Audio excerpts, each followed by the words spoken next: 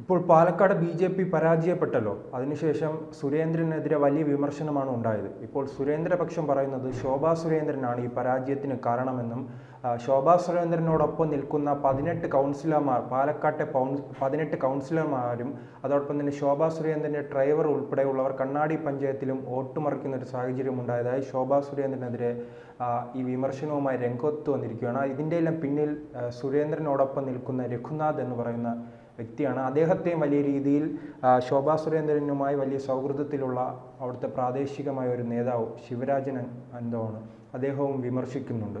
എന്താണിപ്പോൾ ബി.ജെ.പിയിൽ സംഭവിക്കുന്നത്? പരാജയം ആരെങ്കിലും തലയിൽ കെട്ടിവെക്കണ്ടേ? അതുകൊണ്ട് സുരേന്ദ്രൻ്റെ ഒരു വെപ്രാളമാണ് നമ്മളിപ്പോൾ കാണുന്നത്. പിന്നെ സന്ദീപ് വാര്യർ പറയുന്നത് പോലെ സുരേന്ദ്രൻ രാജ്യസന്നദ്ധത അറിയിച്ചിട്ടുണ്ടെന്നൊക്കെ ഉള്ളത് സുരേന്ദ്രൻ്റെ PR സ്റ്റണ്ട് ആവാനാണ് സാധ്യത എന്നാണ് അദ്ദേഹം പറയുന്നത്. സന്ദീപ് വാര്യർ എന്തായാലും ശോഭാ സുരേന്ദ്രൻ്റെ തലയിൽ ഇപ്പോൾ പരാജയം കെട്ടിവെക്കാനായിട്ടാണ് BJPയുടെ ശ്രമം. ശോഭാ സുരേന്ദ്രനെ കുറിച്ച് നമുക്ക് എല്ലാവർക്കും അറിയാം. ശോഭാ സുരേന്ദ്രൻ പാലക്കാട് 2016 മത്സരിച്ചപ്പോൾ പാലക്കാട് എങ്ങനെയാണ് ശോഭാ സുരേന്ദ്രൻ വോട്ട് വർദ്ധിപ്പിച്ചത് നമുക്ക് എല്ലാവർക്കും അറിയാം. കൃഷ്ണകുമാറിനെക്കാട്ടിൽ വോട്ടുണ്ടായിരുന്നു. ഇത്തവണ ഞാനൊരു BJP ഒരു നേതാവുമായിട്ട് സംസാരിച്ചു. ഞാൻ ചോദിച്ചു, എന്തിനാണ് നിങ്ങൾ ഈ കൃഷ്ണകുമാറിനെ അവിടെ സ്ഥാനാർത്ഥിയാക്കിയത്? നിങ്ങൾക്ക് ശോഭാ സുരേന്ദ്രനെയോ അല്ലെങ്കിൽ മറ്റാരെങ്കിലും ഒരു സ്റ്റാർ ഫേസിന് സ്ഥാനാർത്ഥിയാക്കി കൂടി? അങ്ങനെ ചോദിക്കാനുള്ള കാരണമെന്ന് പറഞ്ഞാൽ അതൊരു ക്ലാസ് മണ്ഡലമാണ്. ക്ലാസ് മണ്ഡലത്തിൽ ജനങ്ങളെ അറിയാവുന്ന ക്രൗഡ് പുള്ളറായിട്ടുള്ള വോട്ട് കിട്ടുമെന്ന് മിനിമം ഗ്യാരണ്ടിയുള്ള ആൾക്കാരെയാണല്ലോ നിങ്ങൾ നിർത്തേണ്ടത്. കൃഷ്ണകുമാറിനെയൊക്കെ ചിലപ്പോൾ ആർക്കും പരിചയം കാണണമെന്നില്ല. കൃഷ്ണകുമാറിനെ ഇവർ പറയുന്നത് പാലക്കാട് മണ്ഡലത്തിൽ കൃഷ്ണകുമാർ സർവ്വമത സ്വീകാര്യനാണെന്നാണ് പറയുന്നത്. പക്ഷെ അങ്ങനെയാണെങ്കിൽ പോലും എന്തുകൊണ്ട് ഇപ്പം 10,000 വോട്ട് പോയില്ലേ? ചരിത്രത്തിലില്ലാത്ത രീതിയിൽ BJPക്ക് അവിടെ വോട്ട് പോയില്ലേ കുറച്ച് നാൾക്ക് മുമ്പ് വരെയുള്ള. എന്തായാലും ഈ ശോഭാ സുരേന്ദ്രൻ്റെ തലയിൽ ഇത് കെട്ടിവെക്കാനുള്ളൊരു ശ്രമം അവിടെ നടക്കുന്നുണ്ട്. പക്ഷേ നിങ്ങൾ പരിശോധിക്കുമ്പോൾ ശോഭാ സുരേന്ദ്രൻ പ്രചരണത്തിനടക്കം കൃത്യമായി അച്ചടക്കത്തോടുകൂടി പാർട്ടിയിലെ നേതാക്കളെ അനുസരിച്ചുകൊണ്ട് അവിടെ വന്ന് തീപ്പൊരി പ്രസംഗം നടത്തിയിട്ട് പോയൊരു സ്ത്രീയാണ് ശോഭാ സുരേന്ദ്രൻ. ശോഭാ സുരേന്ദ്രൻ അവിടെ പ്രസംഗം നടത്താൻ വന്നപ്പോഴേ അത് BJPയിലെ പല നേതാക്കന്മാരെയും അസ്വസ്ഥമാക്കി എന്ന റിപ്പോർട്ടുകൾ ആ സമയത്ത് തന്നെ പുറത്തു വന്നിരുന്നു. കാരണം ശോഭാ സുരേന്ദ്രൻ അവിടെ പ്രസംഗം നടത്തുമ്പോൾ ശോഭാ സുരേന്ദ്രനെ കാണാനായിട്ട് അണികളെത്തിയെന്നും ശോഭാ സുരേന്ദ്രൻ പ്രസംഗം കഴിഞ്ഞ് മടങ്ങിയപ്പോൾ ശോഭാ സുരേന്ദ്രനോടൊപ്പം തന്നെ പകുതിയിലേറെ അണികളും ആ വേദിയിൽ നിന്ന് എഴുന്നേറ്റ് പോയി എന്നാണ് ആ സമയത്തുണ്ടായ വിവാദം. അതുകൊണ്ട് ശോഭാ സുരേന്ദ്രൻ്റെ പവർ പ്രബലയാണ് ശോഭാ സുരേന്ദ്രൻ. അങ്ങനെയുള്ള ശോഭാ സുരേന്ദ്രൻ ഇപ്പോൾ ശോഭാ സുരേന്ദ്രൻ്റെ ഡ്രൈവർ കണ്ണാടി പഞ്ചായത്ത് കേന്ദ്രീകരിച്ച് പ്രവർത്തിച്ചെന്നും അവിടെ വോട്ട് മറിച്ചു എന്നുമാണ് ഇവർ ആരോപിക്കുന്നത്. രണ്ടാമത്തെ കാര്യം, ശോഭാ സുരേന്ദ്രൻ കാലുവാരി എന്ന് പറയുന്നു.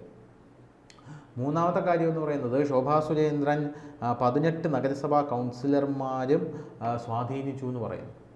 ശോഭാ സുരേന്ദ്രനെക്കാട്ടിൽ സ്വാധീനിക്കാൻ കെൽപ്പും കഴിവുള്ളത് അവിടെ ആർക്കാണ്? സന്ദീപ് വാര്യർക്കല്ലേ? അങ്ങനെയാണെങ്കിൽ ഇവർ എന്തുകൊണ്ട് സന്ദീപ് വാര്യരുടെ പേര് പറയുന്നില്ല? അതല്ലേ അവിടുത്തെ വിഷയം.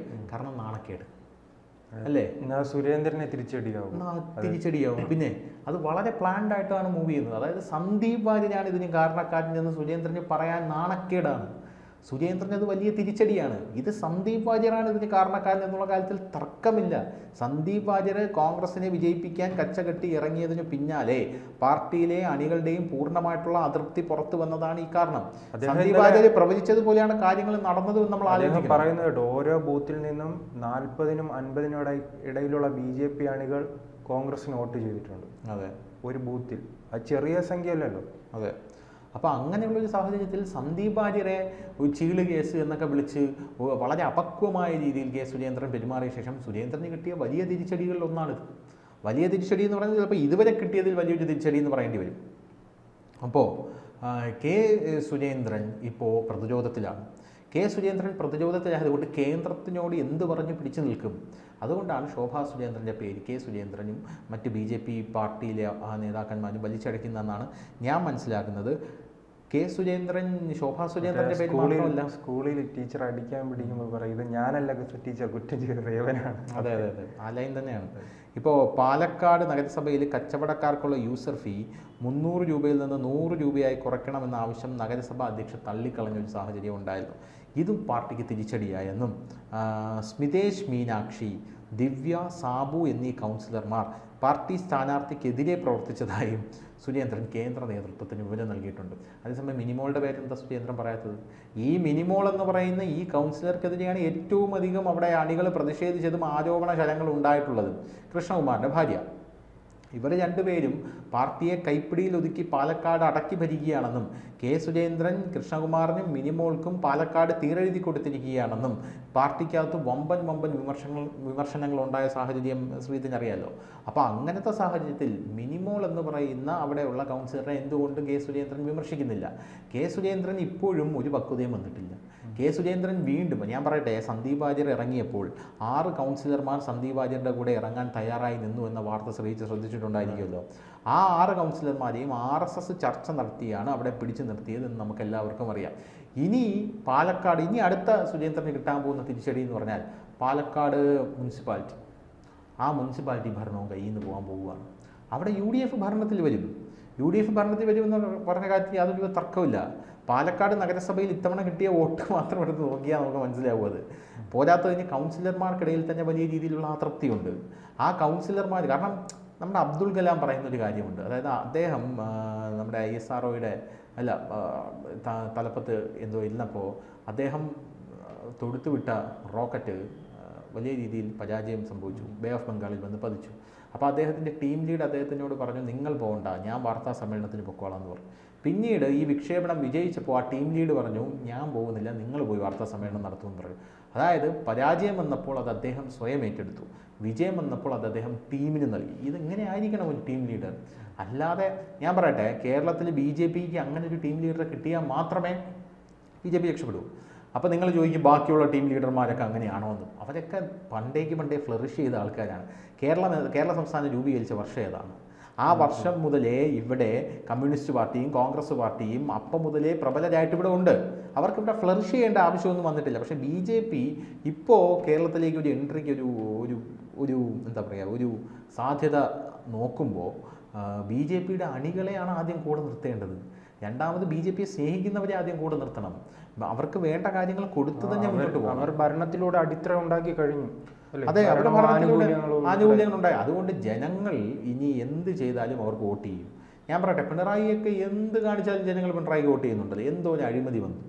ഇപ്പോൾ UDFൻ്റെ കാലത്തുണ്ടായ അഴിമതിയെക്കാട്ടിലും ഭീകരമായിട്ടുള്ള അഴിമതികൾ ഇവിടെ വന്നിട്ടുണ്ട്. ഇപ്പോൾ പ്രതിപക്ഷമായിട്ട് VD സതീശൻ ഇരിക്കുന്നതുകൊണ്ട് മാത്രം അത് അഡ്രസ്സ് ചെയ്യാതെ പോയിട്ടുള്ളത്.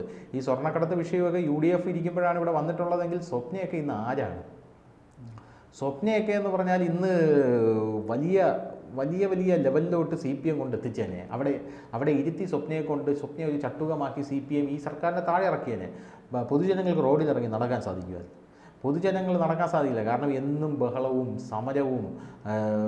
സോളാർ സമയത്ത് അറിയാലോ, ചക്രസ്തംഭന സമരമൊക്കെ നടത്തി. ചക്രസ്തംഭന സമരം 2 ദിവസം നടത്തിയിട്ട് അവസാനം ഇവർക്ക് മലാശങ്ക വന്നിട്ടാണ്. അപ്പോൾ അങ്ങനൊരു സമരം അവിടെ നടത്താനുള്ള ഒരു ഏർജ് CPM കാണിച്ചത് നമ്മൾ മറക്കരുത്. അതിഭീകരമായിരുന്നു സമരം. സെക്രട്ടേറിയറ്റ് സ്തംഭിച്ചു. അപ്പോൾ അങ്ങനെ അവർ സമരത്തിന്റെ ഫലമായി എന്തായാലും രാഷ്ട്രീയ വിജയമായി മാറിയിട്ടുണ്ടല്ലോ. 2000 പിന്നീട് ഉണ്ടായിരുന്ന അതൊക്കെ വിജയം. അതെ, അറ്റ്ലീസ്റ്റ് UDF ഇപ്പോൾ നിഷ്പ്രഭമാണ് കേരളത്തിൽ.